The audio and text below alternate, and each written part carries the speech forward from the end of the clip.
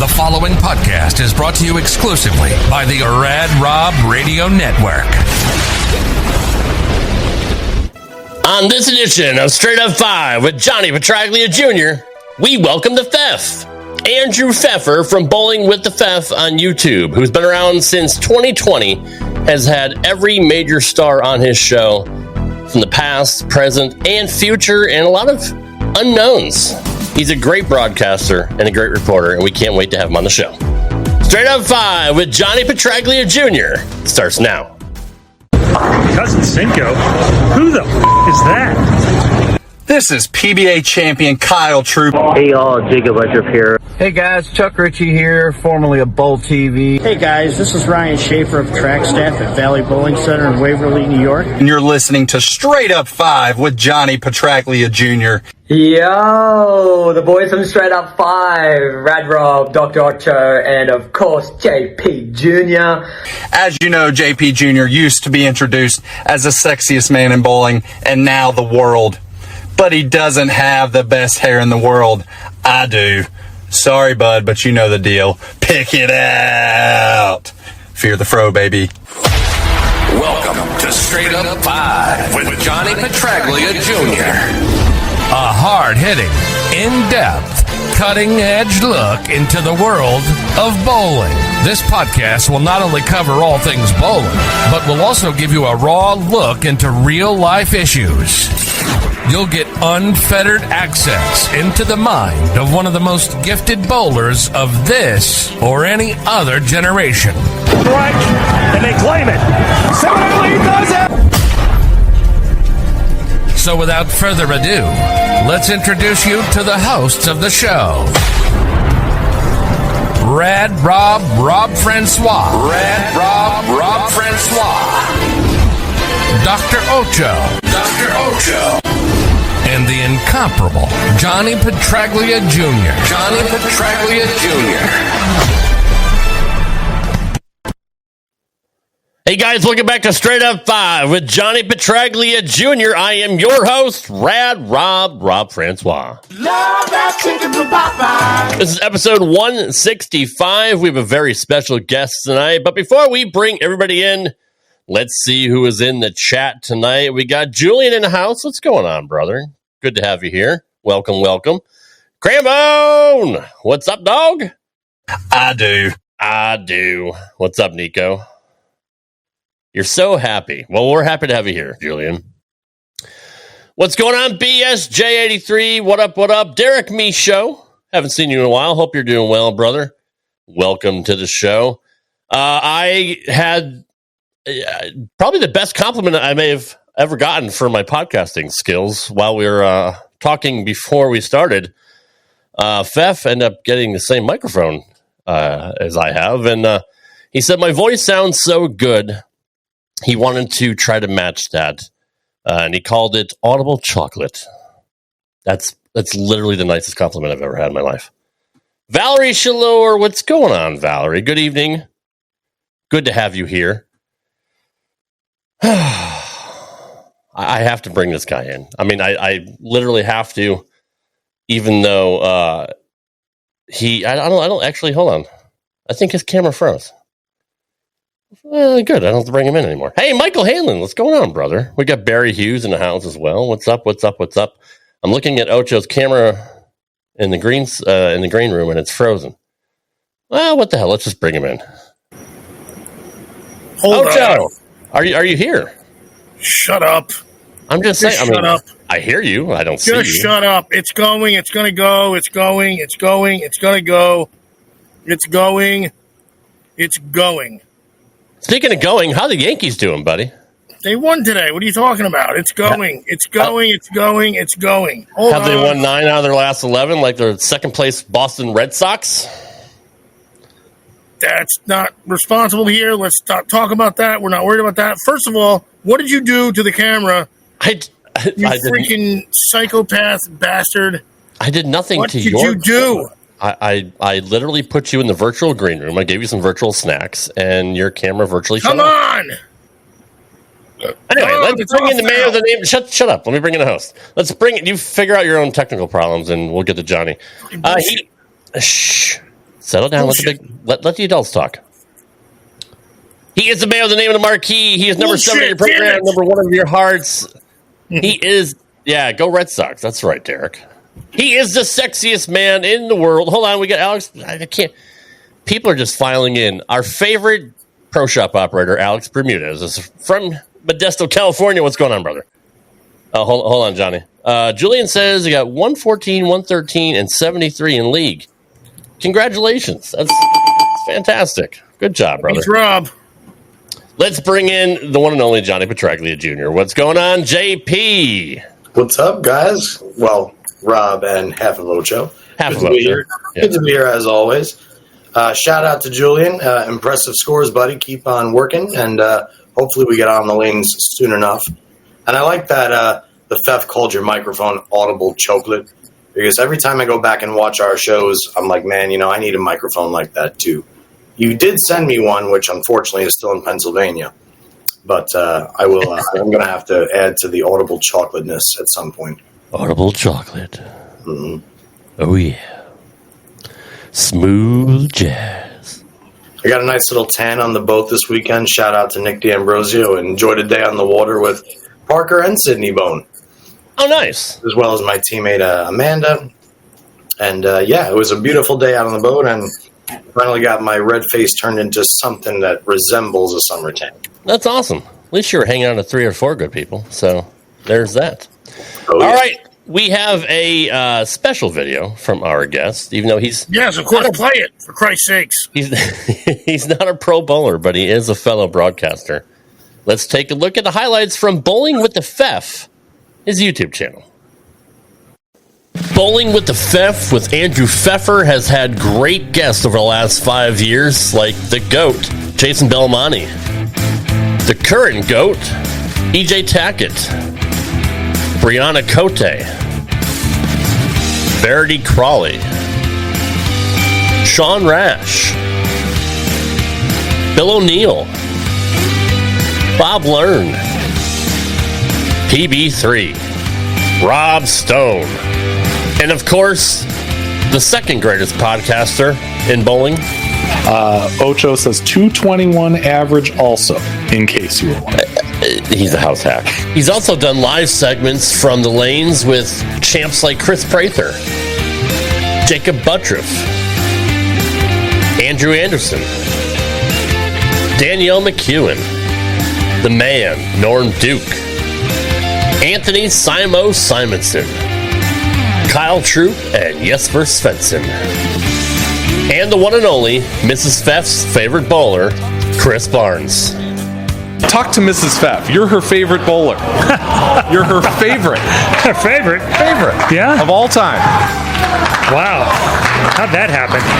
I don't know. That's crazy. It happened. No, I'm glad there's one. I appreciate you.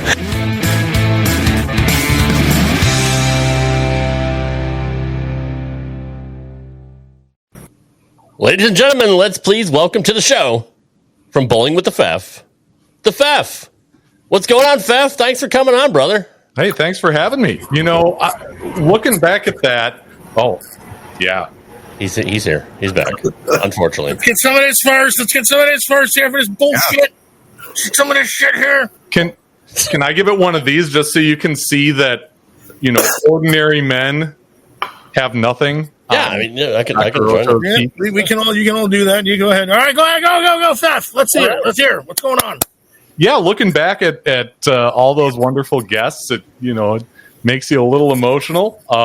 But mostly just feeling lucky that I have the chance to talk to all of them, and I lump you 3 in there. When I started this thing, I was interviewing friends, had no idea where this was going to go, and I just feel very fortunate that I'm able to do this and strike up new friendships and just keep it going. And some people actually watch, and it's great.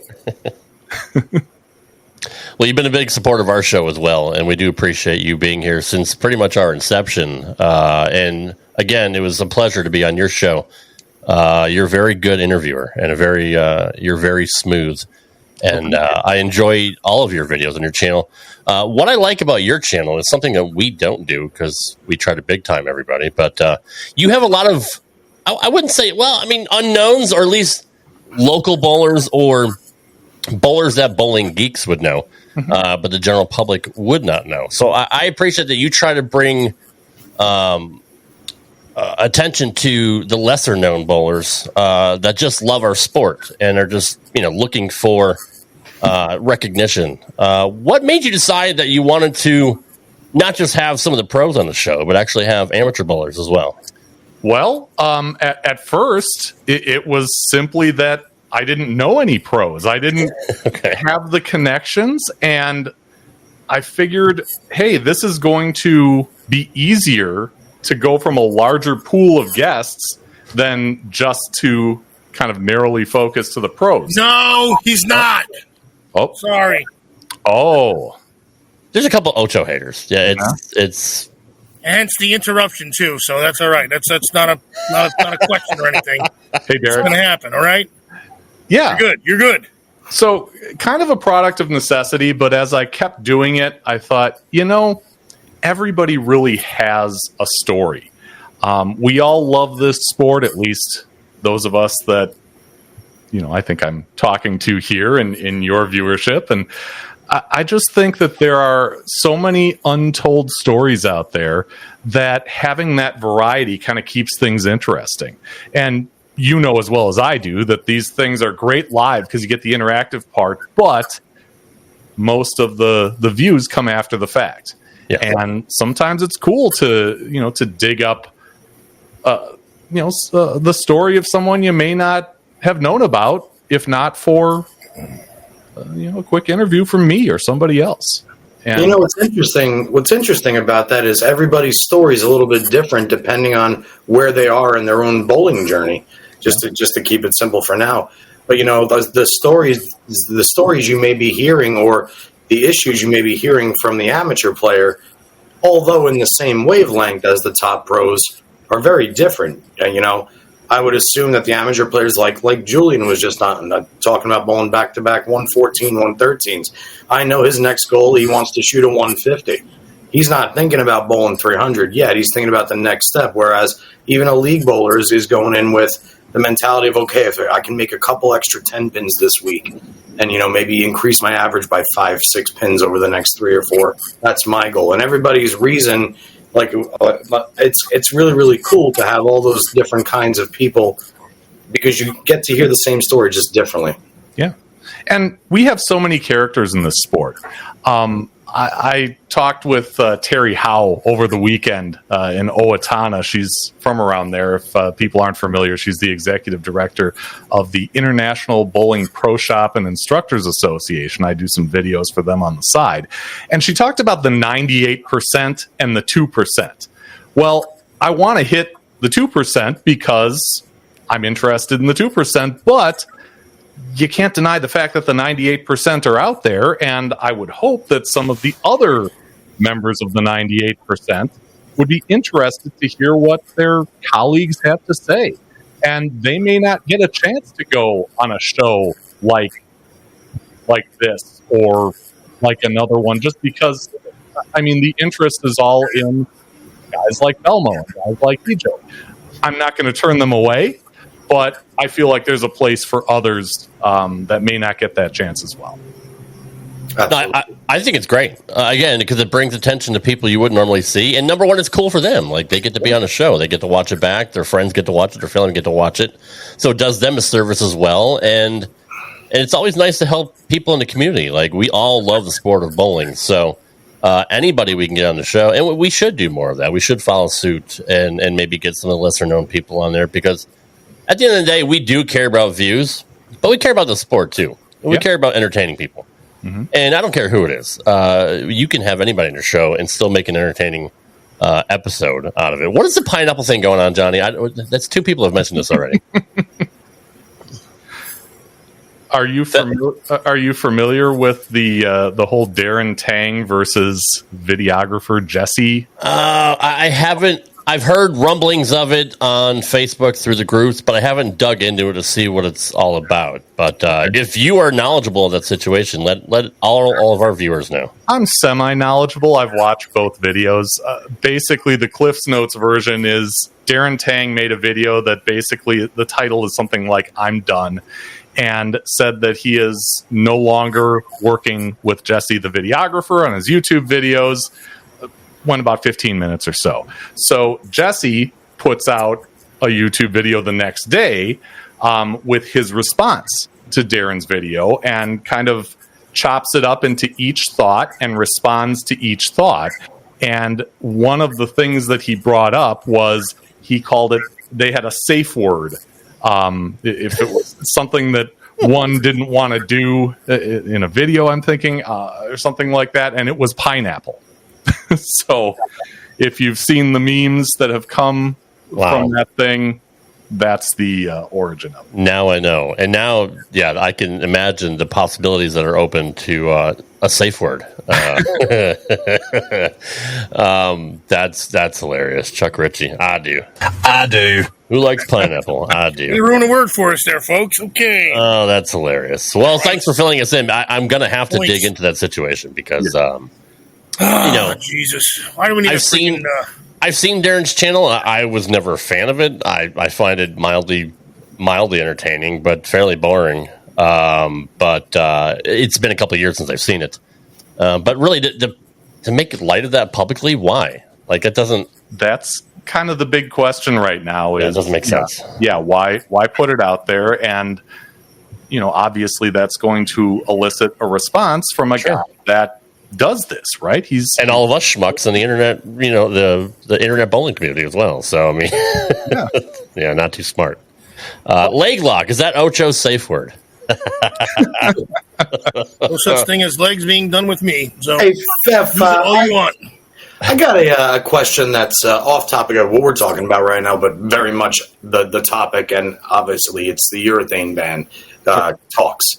I had a very nice conversation with Parker Bone this past weekend about it, which, by the way, good luck, Parker, out at the CSC. What are your thoughts on it? Because I'm enjoying getting different perspectives from different people. Because to me, being a lefty, this is like the first time, I'm 40 years old, I said, if they ever did ban urethane, I would find a sponsor and I would bowl the entire tour season next year.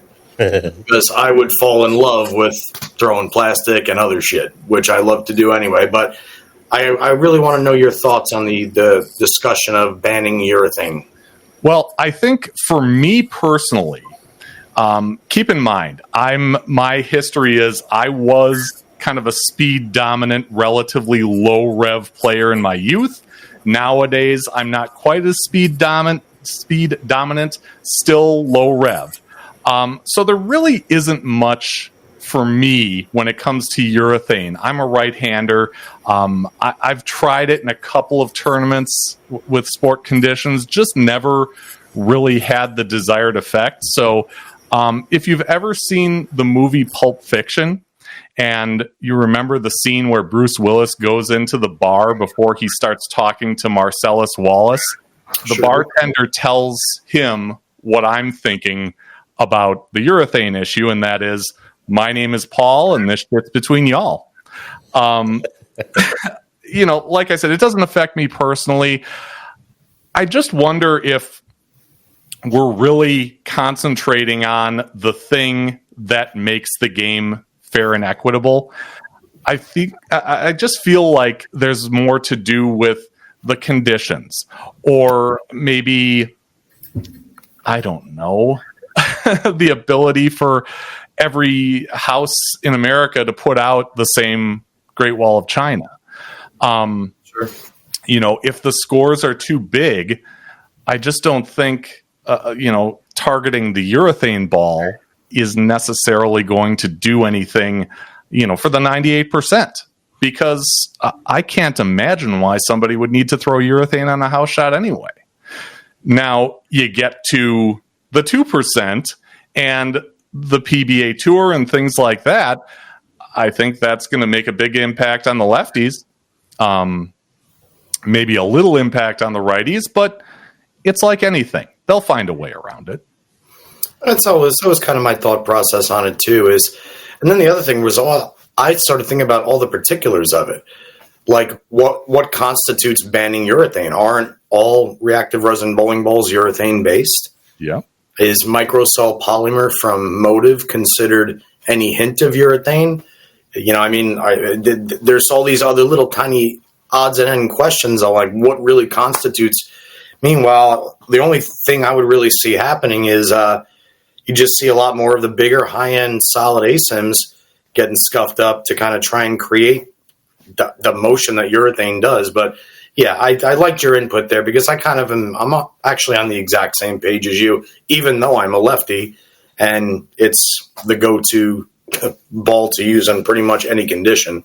Yeah. Which again is the other, I understand the other side of the coin why people get upset about it, because they do alter pattern integrity. They do alter transitions drastically different. They change lanes. I get that.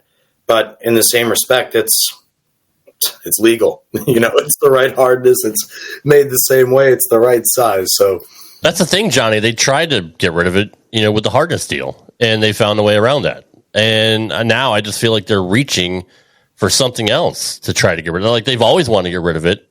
They just haven't had a legitimate reason to. And the post that the USBC put out after they took a survey of, what was it, like 5,000 people, Fef? I don't remember how many they said. I don't remember the exact. It was a very small sample size when you have 2 million members. And the way they worded it, I'll put it up here in a second so you guys can see it. I should have clipped it. But the way they worded it was very, very sketch. And even Belmo called them out, like, why did they word their response this way? Yeah. And Belmo brought up a good point in one of his posts.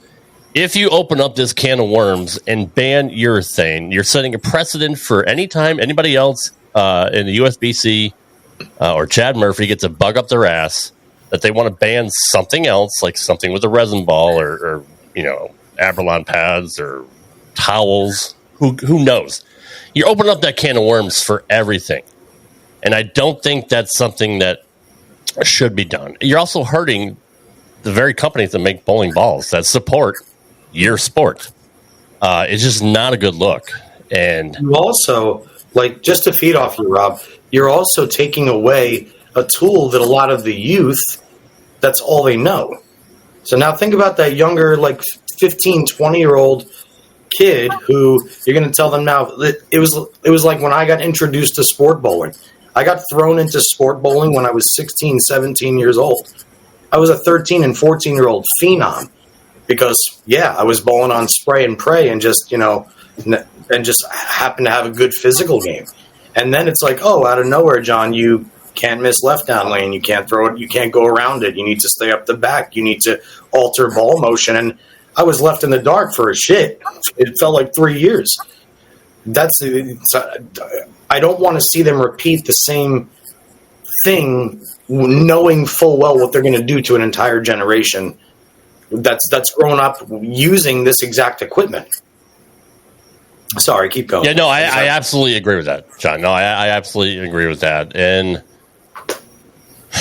again, you've been around a long time, John. You know a lot about bowling balls. What is the difference between urethane in the past and urethane now? Is it just improved polymers or whatever they put into the ball? Or, I mean, I'm no chemist, but I will tell you this: you can't make. It's very, very difficult. You have to be a very special person to make an AMF black angle corner and go through the pins like a purple hammer or a 78U. Gotcha. And I always try and tell this to people because when you go back and watch old bowling shows when they were throwing powder blue hammers, angles, rhinos, and all that crap, you see so many top professional bowlers on all those telecasts. They're going Brooklyn. They're whiffing the head pin. There's always a match where you see 170, 160 followed by a 240, 220 game. And it's not like these guys are just not as good as today's crop. They had limited inventory in ball motion. They didn't have Abralon pads. They didn't have, all these different ways to alter the surface. You didn't have lane graphs and crap. But you just had sandpaper. The difference between the older urethane and the new one, at least for me, is older urethane really does just stand up, and very difficult to get it to create down lane motion like we see out of the black hammers and things like that. Now, is that actually the ball, or is it because the newer bowlers have way more revs than anybody in the past ever had? Like, they've figured out how to get more revolutions on the ball as opposed to your older players. Does that make a difference at all? You want to take this one, Fef, because I don't know if I mean, put a urethane ball in Robert Smith's hand, and Bob Handley's hand, and guys like that. I mean, there were a lot of guys that could hit it just now. Granted, we watching the youth now, it looks, the rev rates are looks up easier. But there were, you got to remember, each generation learns from the previous. Mark Roth hooked it more than anybody until he didn't, But and that's what I was thinking of, guys like Jimmy Keith and Kelly Kaufman and Mike Miller. There were cases where they had the revs, but I think the main difference is there's a lot more oil on these lanes now than there ever was back in their day. True. So to see the ball do what it does now, to me, is impressive because I remember bowling on short oil and, different patterns and conditions in my youth. The one thing I keep coming back to, and I know this isn't like directly related, but maybe adjacent to it, is we're in 2025 and we're still measuring the hardness of a bowling ball the same way we did in the early 80s? Yes. I want to know, and I was furiously digging up an email that I sent to USBC once that poll came out. What I want to know is, where do we stand on finding a new method of finding out how hard a bowling ball is? I asked a bunch of questions. That was not one of them, but it was more to Johnny's point. What constitutes a ban? How is it enforced? Things like that. And they basically said, our social media post is what it is, and that's the only comment we have now. Here is the post. I'll read it off for you guys that are listening on audio. Urethane Bowling Ball survey results are in. More than 20,000 members. Again, 20,000 as opposed to 1.5, 2 million people that you have bowling that are sanctioned. 20,000 members and participants shared their feedback on urethane bowling balls in USBC's certified competition. The survey was conducted in phases across social media and email to segment responses by audience. Key insights: 57% of respondents favored some form of change, including a full ban, tighter specs, or restrictions in USBC national events only. Can you get any more vague than that? 39% supported no changes. Feedback was consistent across both public and tournament groups. Want to see how different segments responded? They have the link there to join. Thank you to everybody who participated. And that's why Belmo said, why did they word it like that? Like, that's word salad. Like, do you want a ban or you not want a ban? There's a full ban. Okay, no, let's not do a full ban. Let's have tighter specs. Or let's just have restrictions in national events only. Like, that post, to me, proves literally nothing. It's just a bunch of jargon. And I can't get on board with the banning of it at USBC national events like Junior Gold and the Open Championships. You're going to ban that ball for the however many thousands of bowlers that go there once a year, and you're going to tell them that they can't throw we all stink at the Open Championships. You got to give some little crutch there. So I definitely don't agree that they should ban it in USBC events like that. Absolutely not. I mean, I'm not on that train. And then you get into the crossovers with USBC and PBA with certain majors, and then you have that ball, that can of worms too, where it's not illegal in the PBA, and if you ban it in the USBC, well, then those pros can't use them for the USBC Masters. So it's a slippery slope, and I want to hear Chad Murphy, literally just put a video out, tell everybody what he and the board of directors are actually thinking. Why do they think this is necessary? And they're not.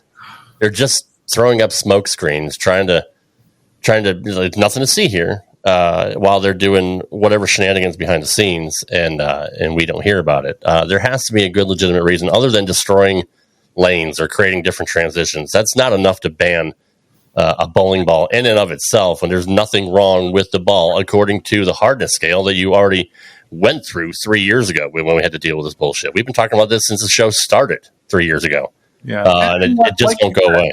Maybe there's something behind the scenes that is, prompting them to go at urethane equipment and go at it in this fashion. Maybe it's something we find out months down the road. I don't know. And maybe not. I don't think we will find the actual. I don't think they want to tell the actual truth. And I've been saying it since the beginning. Pitch Black and especially the Purple Hammer caused all this, and that's really what got a bug up their ass about it. Is the Purple Hammer became one of the greatest balls of all time because of what it can do. That's just my opinion. My opinion is that they want. I don't know if they have something against an actual particular ball manufacturer or there's. I don't know. It's just like politics. There could be money involved. You never know what the reasoning is. Sure. Go ahead, Johnny. Well, I will tell you one thing. In a shrinking field of members, we're below 2 million members, I believe, if my stats are correct. Urethane balls don't do much to boost sales for companies as a whole, because even if everybody that bowls, if half of them buy a urethane ball, each company is only producing 1, sometimes 2 urethane balls. So it's not really a huge cash cow. I would think that possibly there may be a little bit of insider talks about that, but then again, I still don't understand how it would help anybody at any point. I'm trying to wrap my brain around what you guys are saying right now, because I've been quiet about it up to this point, and I want to make sure that I spit what I actually mean. And I'm kind of like lost in my own brain right now, exactly where I want to go with the thought. But get unfettered, Johnny. Well, with let's say less than 2 million, when you have that small of a pool, obviously your bigger voices are always going to be heard a little bit more loudly. Your bigger voices in the industry, right? Sure. So you take somebody who has been vocal about urethane since the Purple Hammer's inception when it came out of Hopkinsville, Kentucky. Let's go back almost 10 years. Yeah. First it was the Purple Hammer, get the durometer. This is a cheater ball because it's making everybody that is a mediocre player a great player, and everybody that's a great player an unstoppable player. Can we agree on that? Fine. Then they go to, okay, let's change the hardness now. We're going to eliminate it for this, and that. We'll change the hardness. Now you change the hardness. The guys get smart, put the pins in outer space, smack it with 360, 500 grit. They turn it right back into the 2016 Purple Hammer. Okay, now we got to worry about this. Whereas, I watched Bo Gergen get disqualified from the Senior Masters for throwing his Iowa Hawkeyes spare ball because it wasn't product registered through the PBA. And fine, that's a rule that I can understand, right? Product registration is a big thing when you're on tour, and obviously whatever rule that it was.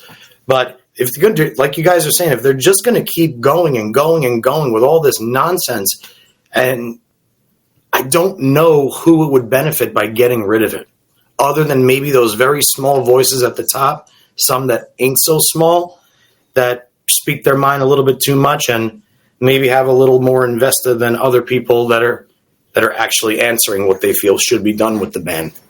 Yeah. Here's another reason why I think, there's more to this that we don't necessarily hear in the public. How many urethane balls are being produced right now, currently? Purple Hammer, Black Hammer, Pitch Black, 78U. Right. Can you think of any others? I can't include any of the motive stuff. Unless you count. Right. The Attitude Control is discontinued. The New Blue is not urethane. The Rattler is not. I'm trying to think of it. No, I can't think of any other ones. And if they're only producing those 4, they're producing more if it's selling more, right? Right. Yes. So maybe and that was before the poll came out. So maybe there's something else here that the ball manufacturers are hip to, or think they're hip to, that's prompting them not to develop new urethane balls at this time. And I do get that, but when you throw a governing body into it, what does it matter to them? What the ball manufacturers make or sell or how it's hurting them. It has nothing to do with the two aren't related. They just happen to be working together, but they're not working for each other. Yeah. And then you throw into the PBA where it's not that big of a deal. They agreed on the hardness thing, but when it comes to a full ban of urethane, I don't hear anybody talking about that. And it's going to affect. Obviously, it'll affect the 1.5 million members, whatever, for the USBC. But most, other than nationals and your really, really good players, they're just house hacks like Ocho. What does it matter to them too if they use a urethane or not? Yeah. Like, what is the big? I literally want to know why. Why do they have this stuck in their craw, and why doesn't the PBA feel the same way? There's something somebody isn't telling us, and we deserve to know as bowlers, as people that love the sport, and people that are sanctioned by the USBC. If they're going to do this, bowl X League, bowl PBA leagues. There's plenty of other non-USBC leagues out there. Screw them. Hit them where it hurts. Hit them in their pocketbooks if they're going to be dicks about this, and not tell us, and not have any full transparency. And that USBC doesn't want to take a hit in membership. They're trying to grow membership. They don't want to take a hit at events like Junior Gold, which, I mean, I sat there at Junior Gold and watched a 15U kid from Ohio shoot 300 and 1,000 plus for 4 with a purple hammer. And he ended up winning 15U. What's going on here? Because obviously they don't want to affect entries to Junior Gold, membership in general. They did something with, even with women's just last year, Rob. Wouldn't they do, they were doing something with the women's weren't allowed to say anything about the sport, anything about the lane control of it at all, even? Yeah. Wasn't it something like that? Yeah. They couldn't talk about it at all. And it was to anything. Couldn't talk about cooking. Couldn't talk about why it was hot in their apartment or anything like that. Yes, couldn't explain why anything. The PWBA definitely have their own issues, and it's very, very strange. We talked to Elise Bolton about that, and she couldn't really get into it, but she agrees. It's just. I don't know. We didn't even ask her, though. We were just saying, hey, is there something that has to be done? And they're like, no, maybe, but not right now. That's a good point, Oach, because adding that in with this USBC stuff, Fef and Johnny said it, too. You don't want to lose any more members. Why would you hurt? Why would you, though? Why would you want to hurt your base? I mean, you're going to lose more people, and then what? We're going to have more entertainment centers. You're going to have less mom and pops. You're going to have less leagues, which we already have an issue with now. And you're going to lose that. And that's where they're all going to be on one league or one thing that's really climbing what's going to happen, actually. What would really happen is a league and a bowling alley would wind up climbing up to the top of the middle of what the other standards are already at. You know what I mean? Yeah. So now what? You're still underneath. You're still struggling. Mm-hmm. So what did you do? You did nothing except for try and climb to the middle. Yeah. And the strangest thing about it, man, is that's what I feel like they're at is, the expression a person is smart and people are dumb. I watch it happen in league, and I could see it happening across the entire world, actually. You will get a team of, 2 5-man teams on typical Tuesday, Wednesday night league, and somebody will put a urethane ball on the rack. And then one person says, oh, good, I'm stuck with this asshole that throws urethane in league. That's true. Meanwhile, the guy that's bitching averages 185, and the guy that's throwing the urethane ball thinks it's his best chance to bowl his best game. So I already don't like it. Whether you agree or not agree about throwing it on a house shot, fine. But the biggest culprits of the problem are those aggregate people that are doing it everywhere, saying it should be illegal to throw urethane on a house shot. Why? If last night in league at Majestic, where I averaged 245 this summer after 46 games, Jesus. I had to switch to my T-zone last night and went back 6 for 232 and then bowled 259 to bail out 950. I played with what the lane gave me. Right.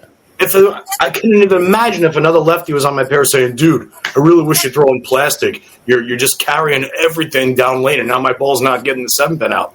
Fuck you, bro. I don't care about you. I care about. Sorry, my language. No, we're not. I feel like the USBC members may be partially the problem that's pushing it through those doors that we may not know enough about, but it's creating enough buzz. Well, I think there's enough that you know there that's what already gives you the amount that you know, which means like, okay, they're the problem, but they're also not the solution because they're not doing anything to elevate their own scoring somehow. They're trying to even it out at the well.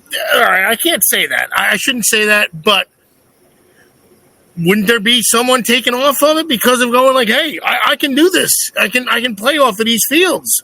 If I bowled competitively again, we can kind of simmer it out. Like if I was bowling again, I don't give a shit what people think if I throw a purple hammer up there, or a pitch black or whatever. Like, fuck it, it's bowling, dude. Like, I don't think some people figure do, it out. But Like, I feel like it's still thought about. No, it is, and I hear it all the time in Facebook groups. Like, people do get pissed in leagues when people use urethane. But God, you don't bowl either. That's right. This guy doesn't bowl either. He's gonna eventually, but no, he hasn't bowled in God knows how long. But I still know more about bowling than the chiropractor. More about bowling in 1984 than most people do. I got it. Yeah, I mean, to put it in terms that you've used on this show many times, I think we're going after the skinny yellow bat and not the big red wiffle bat. Yeah. Right? I'm using the skinny yellow bat. Exactly. Very good. That was good. So, I've been of the opinion for a long time after, hearing different points of view, man, it would be interesting to see what would happen if we were restricted to the same type of bowling ball. But it'll never happen because the genie's out of the bottle, right? There's just too much money getting thrown around. And because of that, I just don't see massive change in these incredible bowling balls that we're using right now that are just, getting stronger by the chunk of 2-3 years every time. I know we Isn't it like every 6 months apparently? I think they're trying to churn them out every 6 months, I think. Sure. But you're right though. They're probably not every but 2 years or so. Yeah. And where this hit home for me was last week. I had Mark McDowell on the show, and he was a great interview. But one of the things he mentioned, because he was the first one to throw a new line Excalibur on TV, and it did backflips on the lane, and he was out hooking everybody. And eventually, the lane man got hip to the fact that if he put more oil out, that thing would slide 60 feet. And it did. And everybody went back to throwing blue hammers and U-dots and things like that. Yeah. So we're not talking apples to apples here with the first reactive bowling balls compared to what we have today. They're just stronger.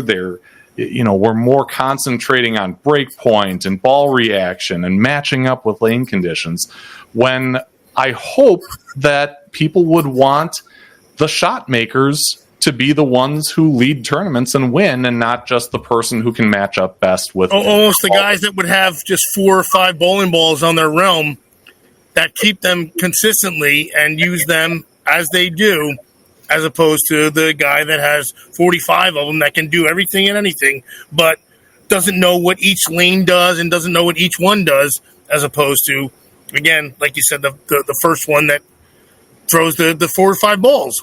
Yeah. Fef, a couple quick things for you real quick. Number one, for those of you that heard what he just said, go look at, it's the 1992 AC Delco, where Mark McDowell is throwing the Excalibur. And just look at the motion it makes for those few games that he's on that show compared to every motion you had seen prior to that show. That's the separation that Fef is talking about. It's wild. In relation... Like for me, Fef, I remember this like it was yesterday. I drove out to Vegas with my father for when it was still called the True Amateur Challenge, and Brunswick hosted the mini eliminator at the Orleans. It was right when the Inferno came out, the original Inferno. And I remember throwing that Inferno and saying, I've never seen a bowling ball do this before. It was shocking to me. That's the shock that I could relate the Mark McDowell Excalibur show of 92. But Rob, you had put up a question from JG that I wanted Fef's points on. Jay, thanks for the question. And earlier I had made mention that they're still using pads to trick out the higher hardness urethanes. Right. But I didn't actually talk about this at all. So what do you think about this question, Fef? That's a good point. It would be interesting to see the impact. I mean, I can't recall using anything below 1,000 grit. But again, it's not apples to oranges. I'm not on the PBA tour. I'm not even taking a crack at a regional. So it's not really my circus or my monkeys. I can tell you, I've used them. I've used them legit 350. Like the old Quantums used to come out at 800 to teal rhinos. Oh gosh! I would legit work a 350 to do that, something like that, thinking I'm supposed to do that. Going like, oh, I didn't know I needed 1,000, and I'm using 350, and it's working great. I'm 3 boards or 4 boards left of where I am for the first 4 weeks. Right. But then I get to move back to the right as I slowly throw the ball. And I'm an amateur throwing it. But as you would throw it, again, speak to you. But I'm just sending you my my well wishes to the fam as we speak. And you're throwing an egg after a while too, right? Well, pretty much. And they're eggs for a long reason too. They're 4 eggs, and they're from 2008, 2006, and 2012. But for real, though, with this question, you know what they would do? The manufacturers would just start finishing the balls at 360 or 500. Yeah. Right. Yeah. We hadn't come looking shitty, but you could at least, I wonder what mine look like now. Mine are probably 14 pounds only. That's the thing. They probably only are. William Oates says the OG Beast was factory surface 220 grit. That's what I'm talking about. When they would come and you would just see the white dust and the lines from the ball spinner. I also thought like that's what the old hammers would do that too. The old hammers would have the grit in the ball almost. Yeah, it's true. Yeah, Will was part of an Eagle winning team out of the Milwaukee area, so congratulations. Oh, congrats, Mr. Welch. Bowlers headquarters. Excellent. Speaking of which, that's your stomping grounds. You have got to interview a lot of stars that we saw in your little preview video at the lanes. How do you obtain a press pass? Because that's something I'm actually interested in doing when they come to Smyrna, Tennessee. Honestly, I think it's kind of out of my control, I think. Okay. I send the email to whatever email address is on the news release. I say, hey, looking to cover this event and do this, and this. How do I go about obtaining a credential? And I've been successful for the most part. I can't remember being turned down. And I'm trying to think I can kind of give you a list of the professional events I've gone to. I've gone to 2 of the World Series of Bowling, the 2 that were in Wauwatosa. I've been to a few PWBA national tournaments because Cedar Vale Lanes in Eagan, Minnesota is about an hour and a half for me, and it's also owned by a former high school teammate of mine. So I've been to some over there. And then recently I went to the finals of the Anniversary Open. Now, that was kind of interesting. I don't know if you got a chance to see my interview with Josie Barnes after the fact, but I mentioned that USBC made me agree to only take still photos during the telecast. And they said that was to protect their broadcast partner, which was CBS Sports Network. So if you look in that video, there are still pictures of the ladies leaving the splits and losing to Barnes, and Barnes with her arms in the air and swinging her daughter around after the win, because that was the criteria that I was held to. Is that because the show was not coming on till like 2 weeks later or something? Was it something? It was live.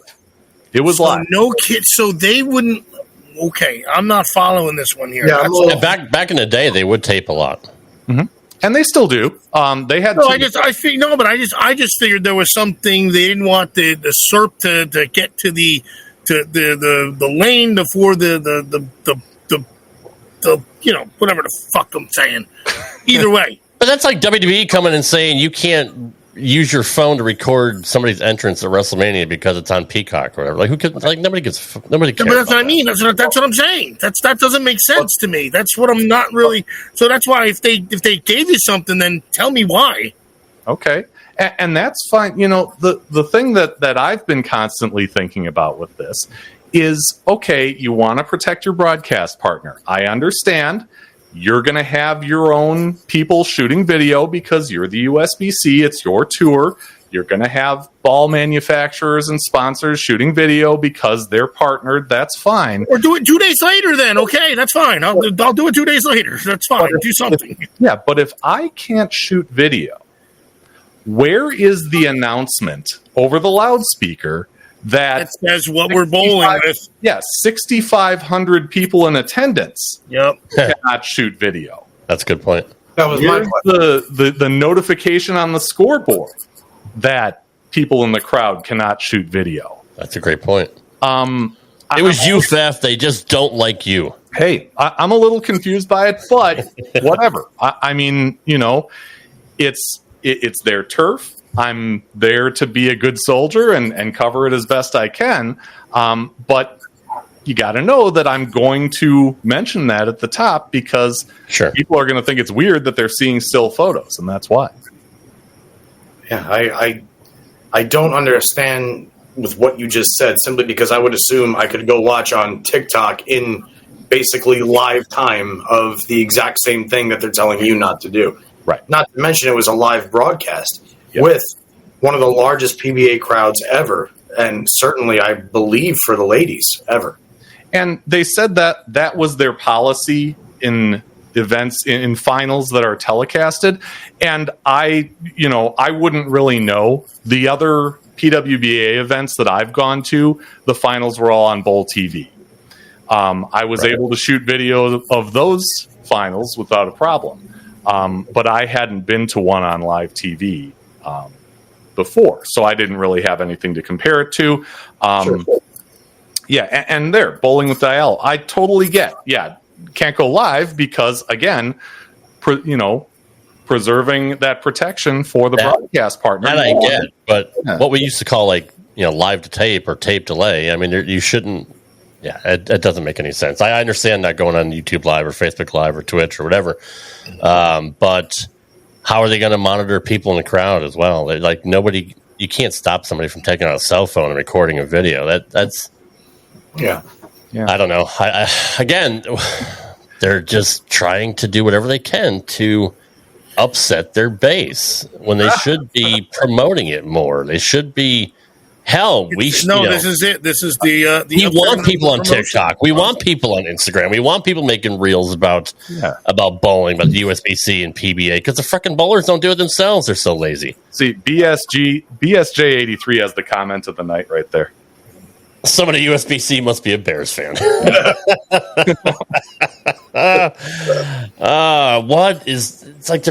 What are they doing, Johnny? Like, why would you not want people like Fef to support your sport and get it out there with a different set of eyes? Look, I can't tell you because I've never been in that world before. I've never been in television in any. Well, he's been in fucking 2, 3 years, 4 years now. If they're telling you that it goes against something with CBS Sports or whatever news station it was, maybe. I don't know, because they're such a big tycoon, they're going to try and sue you for, I don't know. Maybe they're trying to do it for their protection as much as your own, if I'm going to give them the benefit of the doubt. But it's going to be very, very hard to keep telling people to not do what's kind of the new norm now, which is always, it's one of the things that drives my father crazy, is that every time I talk to him, he goes, by the way, did you see what happened in the Little League World Series game today? And then he starts telling me about it, and I'm like, yeah, I was at work today, but I still saw it when I was scrolling through my phone. Sure. And I almost feel bad about it, but the world is in real time now. Yeah, and USBC is also devoting resources, devoting money, right, to creating their own content for social media and YouTube and things like that. So if the tables are turned and I have the chance, I have all the power to create the content and I have the opportunity to tell them no. Yeah, if they see me as competition, sure, I'll tell them no. So I get it. I don't like it, but again, we can't. I agreed I would not shoot video, and I didn't shoot video. But Fef, even as a broadcaster and a YouTuber yourself, the rules about fair use. There is a certain amount of footage you can use without being hit for copyright. I'll tell you what, I am very, very, what's the word? Conservative when it comes to using video and images that I did not shoot. I just don't do it. And very, very good quality. I wish more people did it, exercised it. And that stems from my history in television. I'm not going to say I've never done it. Right. Obviously, Rob, you're like I am. We like to have images of our guests on the thumbnail. Sure. So you've got to ask permission, and you've got to, ask if they'd provide that, and try as much as you can to be transparent about where these images and video came from. Right. But when it comes down to just rolling out highlights of something that CBS or Fox or anything like that produced, it's just not worth it to me. It's not worth the potential headaches, potential lawsuits. Let's just call it what it is, right? Yeah. There are people and entities out there whose only function is to scrub the internet for copyright protected video and audio. Yep. And they'll send you an email saying, "Hey, you violated the copyright of my client. You must pay us $5,000 or this could get ugly." And it's not really worth it to be in that situation for me. Certainly not. That's fair. Well, I guess I'm a maverick. I don't care. I do whatever I want. Because there are fair use laws that you can use a certain amount of They're mild time. fair use laws too, though. Let's be honest here. That's true. They're mild. It's true. To where they'll let you get away with a lot more than they should. Especially the PBA. PBA. That's the truth, though. That's what you are right, because it depends on the company. It's any other sport, and they're like, it's all right. It's a minute. They only get 35 seconds. They're fine with it. You do it against the PBA, and they're like 36 seconds. Holy shit, we have a problem. And the other thing is, as someone who loves creating that content and wants to do it in the future, I need the access from the PBA. I need the access from the USBC, and it's probably not going to put me in a good light if I'm in some kind of crazy legal battle over a highlight of, of Verity Crawley throwing a strike. Yeah. When it just didn't have to be that way, I get it. No, I absolutely see both sides. Yeah. It's tough. It's a tough world that we live in as far as that's concerned. It's gotten tougher over the years. I think my TV background is really, I really cling to that. And I know in the description you called me a journalist, and I really appreciate that. I don't know that my show and what I do is necessarily journalism. Maybe half journalism, but I throw some opinion out there. I don't mind two-handed bowling. I don't mind bowling on string pins. Perfect world, yeah, I'd stick with free fall, but I've bowled on sanctioned string pins a couple times, and I kind of enjoy the challenge. That kind of thing might be taboo to say if you're truly an unbiased bowling journalist. But yeah, there are a few things that I'll let slip out there, but I think it's also a certain level of emotional intelligence. Yeah. It's because I feel the same way. I don't care if you're throwing urethane. I don't care if I like to talk about different views, but I like the challenge of the strings also. So you love the sport. If you love the sport, you mold with the sport. And at the end of the day, whatever they do, whether it's banning this or banning that or yada, yada, yada, everybody that still loves the sport will continue to bowl. Yeah. Adapt or die. Exactly. I mean, Walter Ray Williams Jr., I'm pretty sure, when he won Player of the Year in 1986, didn't think he would be learning and bowling with two hands on the senior tour once in a while at 60. And throw 300. Yeah, exactly. I mean, you evolve or die, and that's it. You either move with the times or you live in the glory days, like the boss said. Yeah. So, Fef, I'm interested in your television background. Can you give a little bit of your history in that field? Because I love broadcasting. I love videography. I'm a huge tech nerd. So. Yeah. So I was one of those college kids that didn't really know what he wanted to do with his life. My dad was a business finance major in college. So college comes, I don't know what I want to do. I guess I'll be a business finance major. And that bit me in the butt a semester in. So I knew I had to make a change, but I didn't really know what I wanted it to be. And I got picked to be on this radio show at a classic rock station in Milwaukee. And that experience really changed me. I thought, wow, this is something I could do as a career, but I wanted to be a little more, I don't know. I just didn't want to be a radio DJ. I wanted to be, something with a little more meat to it. I wanted to be a radio news guy. And in order to get through the broadcast journalism major at UW Milwaukee, you have to take a TV class. And I, was in with a great instructor who ran that TV class and the TV program there and did an internship at the NBC affiliate, and I just fell in love. So this is 2001 when I graduated. And what do? You record a ton of VHS tapes and you send them to every single TV station in a, whatever radius, in my case, in the country, really. And you don't hear from 99.9% of them. But I was lucky enough to catch on in Wausau, Wisconsin, which is about an hour and a half from where I am now. And it's a tiny market, and the CBS station there needed a photojournalist, a videographer. So I took that. I did my own stories on my days off, and about maybe 5 or so months in, not even 5, 4 months in, got moved up to reporting, which was kind of the dream, right? Right. And I got moved up to it on a Thursday, and the following Tuesday was September 11th. Shit. So talk about Johnny's birthday, by the way. Johnny's birthday. Yeah, happy birthday, Johnny. Yeah, happy birthday, Johnny. Talk about trial by fire, right? But, yeah, seriously. You're moving on up in the world. I'm getting my driver's license, and it's the worst day in history. Pretty much. You keep on keeping on, and just keep going for it. So after a few years there, I realized I was kind of doing a bunch of things good, but nothing really great, and I wanted to,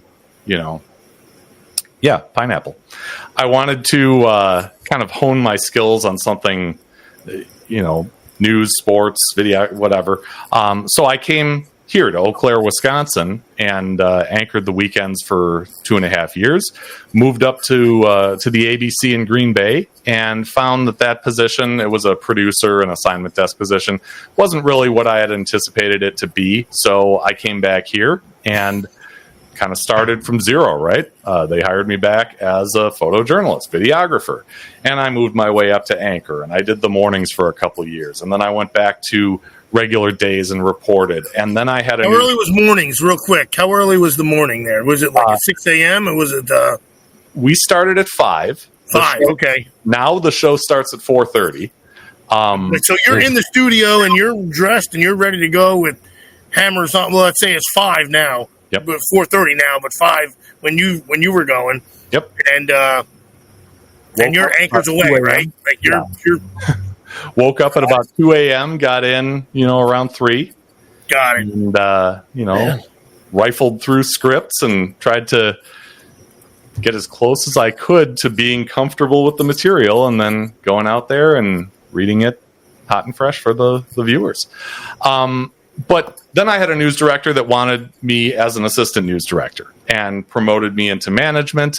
I eventually became news director. This is all at the NBC in Eau Claire, Wisconsin here, and did that for 2.5 years. And then ended up leaving. I had a former coworker from that station who became marketing director at an HMO here, and she was looking for a social media marketer to do what she had done before she got promoted, and got into that. Unbeknownst to me, they wanted in-house video production. So I started learning how to be a video marketer, and did that for about 6.5 years. And now I own a video production business. It's just me. I do all the stuff myself, the shooting, the editing, all that good stuff. I work part-time for a nonprofit in town who wants social media and video production, and I do Bowling with the Fef. That's awesome. Yeah. No, I'm jealous. I would have loved to have those opportunities. That's really cool that you got to be just start off, as a videographer and worked your way up to be on-air talent, and then got to do that. Yeah. I mean, that's badass. Yeah. I wanted to say is, it seems it's just like anything else. You love something so much, you figure out ways to do it.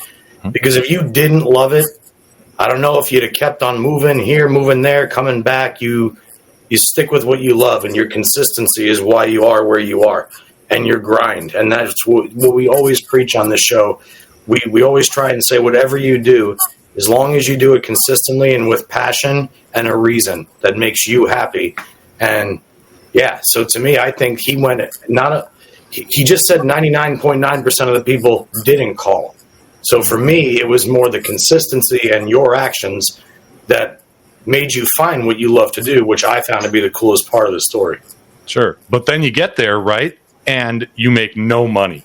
Mm-hmm. The money in small market TV is just less than you could ever believe. Wow. But that weeds out the people that don't want to do it for the right reasons. That's true. The hard work, the crazy hours, the low pay weeds out the people who just want to be on TV. 100%. But it also is great to put on your resume as well. I mean, especially if you got to go to a bigger affiliate or ESPN or who knows what. But and you have your own video production, which is fantastic. Like I'm a video nerd. I love your presentation for your show and your production. It's your intros and opens are very, very. What is good. it again? Let's you show it on here. Let's put it up on the screen here, Rob. We have it. We have what? Oh, we have it. Come on, put it up. His screen name. Come on. It's right there. It's Bowling with the Fef Where on is YouTube. Yeah. It's literally the name underneath his. Well, everybody knows. See that? Holy Christ! Hold on. Take off your mask, then. You're going to make me type. What? But it's really cool to me how these past experiences have kind of fed in to the current ones. I never got to talk about bowling in my TV jobs. Always wanted to, and took every opportunity to when the rare times when the opportunity was there. But now I feel like I've got this this open opportunity to really tell the stories of bowling the way I want to tell them. I've had the opportunities to go back to Wausau and cover junior gold. While I was there, I interviewed a guy at the house I used to bowl at that had a fire in February and just reopened this month, or it was July, so that month. Wow. And I just feel like I never would have been able to do those things, certainly not in the form that I did, because I spent a lot of time on that house with the fire. But on TV, 30 seconds, let's get it over with. Minute and a half, let's get it over with. On to the next, because you want to keep the story count high to give the viewer a variety of stories. There's a lot going on in each viewing area, and the one in Wausau went up to the Michigan border and down to about maybe an hour north of Madison, and it was a huge area. So there's, the bowling center that had the fire is a small part of, the news content in one day. Wow. Small world. big world all at once, just like beautiful sport. What else you got from Mr. Fef? We're a little over an hour and 10 minutes, so we're probably going to wrap it up here, Fef. I am wondering, how did you get Rob Stone? I have been trying to get him for a year now. We have to talk off air. You don't want to give your sources, but he's an awesome guy. Yeah, I caught a good break on that one because, like I said, I was at the World Series of Bowling, and I was at the finals of an event that he was the play-by-play, the announcer guy that was calling the action in the thing that I was covering. So afterwards, I just went up to him and hit him up. Said, "Hey, good for you. I do this show. Would you come on?" And he said, "You know what? Yeah, we'll work it out. Here's my info, and that's awesome. Let's work it out." And it took a while, but we did. It was a great show. It really was. Thank you. And the following year, I wanted to grab Randy, and I went up to him. He was there. "Hey, can we do a little recorded thing? I know you just got off the set, but this will only take about 10 minutes or so." And God love him, he went back into the media area and talked to me for 10 minutes. And, I had interviewed Ernie Schlegel, and I played back what Ernie said about the "I'm the greatest" Muhammad Ali celebration and had him react to it. And I'm glad I did, not because I wanted to, put him in a corner or anything, but he doesn't really talk about it that much anymore. It seems like he's kind of shied away from that conversation, even though it's taken on a life. I mean, how many years ago was that? And we're still talking about it, almost 30 years ago. True. So yeah, I'm glad that worked out. And a lot of these things are just, happy coincidences. We were on a family vacation where we took a road trip to like Cincinnati and Ohio, and we stayed our first night in Indianapolis, and we wake up in the morning and I'm scrolling Facebook, and I realize that the Storm Youth Championships is at Royal Pin Woodland, and I'm sitting there like 15 minutes away. So I said, "Hey, Mrs. Fef, hey, Carson, we're going to go to the bowling center." Yeah. And we went to the bowling center, and who's there but Chris Vi? And, oh gosh, I can see his face. It's not Hank Boomershine. It is Gary Hulsenberg. They're both there, right? So I hit them both up. "Hey, I got this show. Want to come on?" And they both did. In fact, Hulsenberg was scheduled to go I think it was the night after the announcement came that Bill Chrisman had passed away. Mm-hmm. And, we rescheduled. He didn't say it was because of that. He said it was because of something else. We'll never know. But, all credit to him. He came on that Saturday morning and he talked about Bill and, his contributions to the game and what he meant to him personally. And it was incredible. Those are the things that make this not feel like work. True. It is a lot of work to set up a live stream at a tournament and know that you're not going to have the same presentation as Phil Brilo or Emil Williams or Bowl TV. But you know what? I can also do it in an area that they might not get to for a price that they might feel it's unfair to charge. There's a market for it, and it's not something that everybody wants to do or take the time for or get the gear for, but it's what I do, and I like to do it. I love it too. I never would have thought, watching these guys on TV 30 years ago on ABC, that one day I'd be able to talk to them. Yeah, what I mean, like heroes that I grew. It's like it still blows my mind that I sat in a car with. I ate barbecue with Parker Bone III and then sat in a car for 45 minutes and cut an interview with him. Like, that still blows my mind. Like, it's the things that we're his mind too, Rob. Don't worry. Shut up. Things blow everybody else's mind is the fact that Parker probably eats more than you. It's true. It's true. I mean, look at that. We had a great time. That's awesome. Look at that. He looks like he's trying to get out of there from you. He's like, I don't know if this guy's going to eat me or not. Out of here. He's like, So I gotta tell you with Parker, and I mentioned this when I had him on. Parker did an exhibition in Marshfield, Wisconsin in the fall of 2003. And I was doing sports for the local TV station. So I arranged it with the center owner. I was going to bowl against Parker and do a story on it. And I get down there, and I'm nervous as all get out, and I don't know if I even cracked 190. Parker leaves 2 ring 7s and goes off the sheet for 258 and didn't even, break a sweat. And the smooth arm swing, the perfect ball motion, the pinpoint accuracy, It was all there. It was amazing. And then to top things off, he had me sit down in a chair like 50 feet down the lane, went back to the approach, threw the ball, it split the legs and split the 8-9 and struck. Yep. He is a magician. Yeah, he is a magician. He really is. One of the nicest guys you will ever want to meet. Literally the nicest guy, ever. Could have won 50-something titles, actually. Could have. I mean, if really bowling was above 300 pins, because that's what everybody... The only reason he lost is because people bowled 280, 270, 265. Remember that stretch he hit where it was... He's officially the biggest loser ever in arena finals with like 2002 to 2004 somewhere. He's lost like 13 matches in the arena, averaging over 240. It's something. Oh my god, stupid! That's sick. Crazy like that. That's disgusting. And yet he still got 37 title wins or something like that's crazy. Yeah. And I'm telling you, I mean, when he's done, he may win for another 5 years on the senior tour. Sure. True. When I watch him bowl league, dude, nothing. You know what? Him and my dad both had. Dad's 78 now. His game's finally going away. But my dad was pretty solid up until about.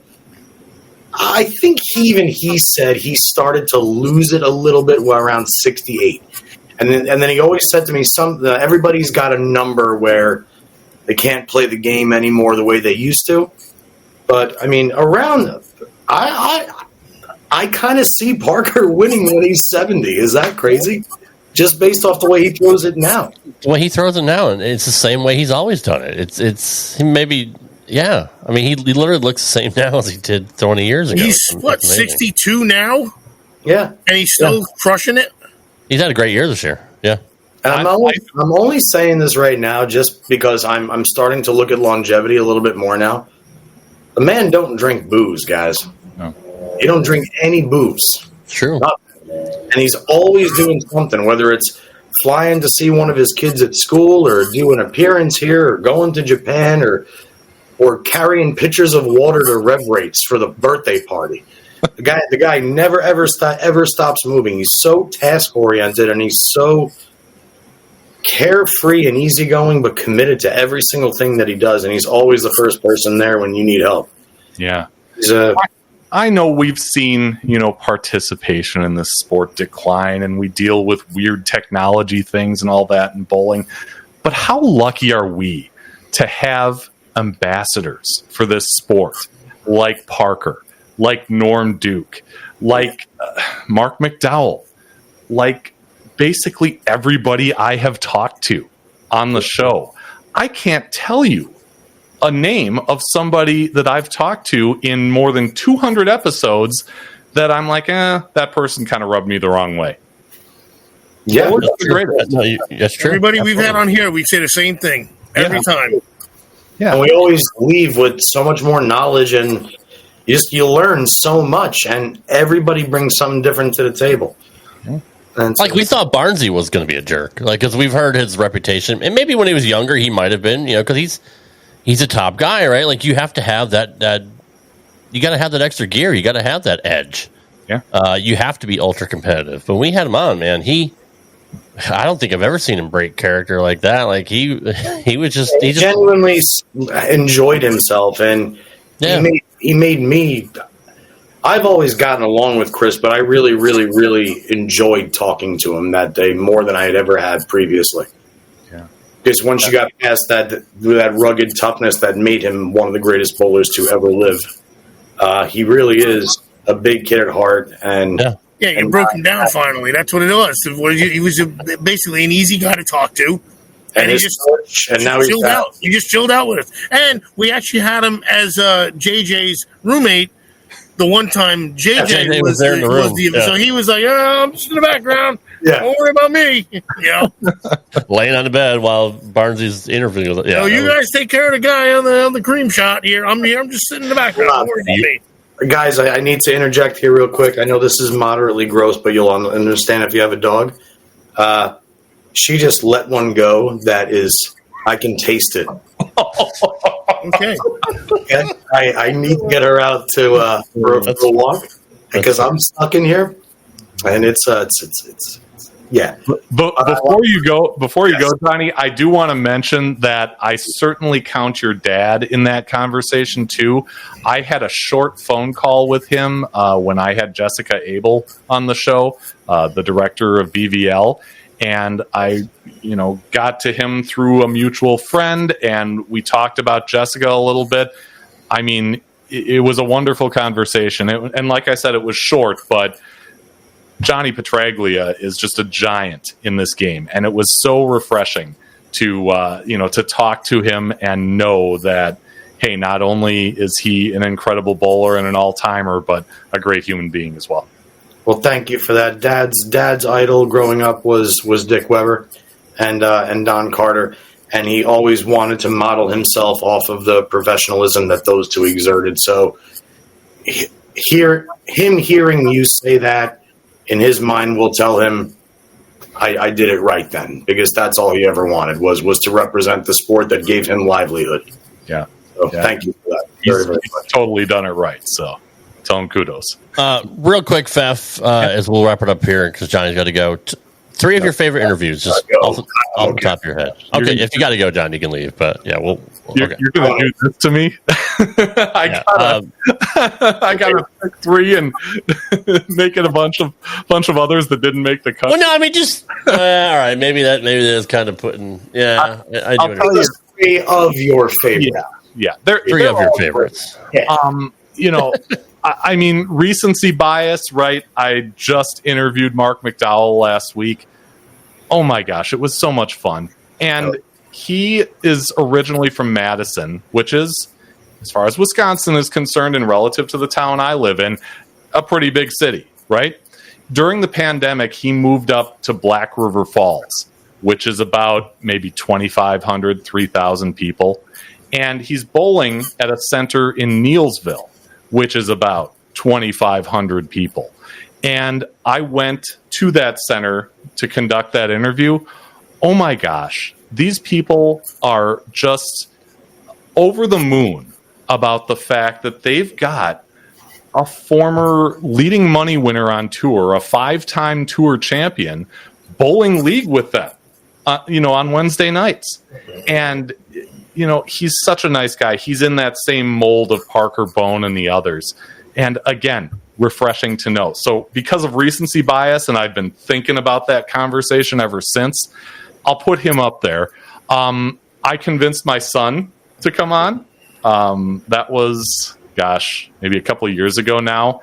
And it was a short conversation, but that's the beauty of YouTube. You're not trying to fill a specific amount of time. You can have the freedom to make it 20 minutes or 5 hours, whatever you prefer. So it was cool for me as a dad to have him on and talk bowling with him. And then I guess I got to go back to the first one because that was the one where I kind of stuck my neck out. Didn't know where this was going and just kind of lurched out into the ether and tried to find an audience in bowling, and it was two guys. Their names are Sam Lofquist and Paul Bouch. At the time, they were running a Facebook group called Bargain Bin Bowling Memes, but they've since quit doing that, but they still both bowl locally. They're from right here in this area. But yeah, that was kind of the first. So I'll go with those three, and just know that all the other ones I appreciate too for various reasons. And yeah, I didn't think about that when I asked the question. Like, oh man, Bob Learn Jr. is gonna be really pissed. So you put him up at the top. But no, I get it. No, but to get him and to get Belmo and to get that's amazing. Yeah, you've had the who's who, and you've been very fortunate to to have a 5-year success. With over 2,600, 2,800 subscribers, and world class production. Again, I truly enjoy your work, not just as a broadcaster, but as a videographer and a production guy. So it's good stuff. So again, let me put that up on the screen because Ocho's a dick and he makes me do things. Subscribe to Bowling with the Fef on YouTube.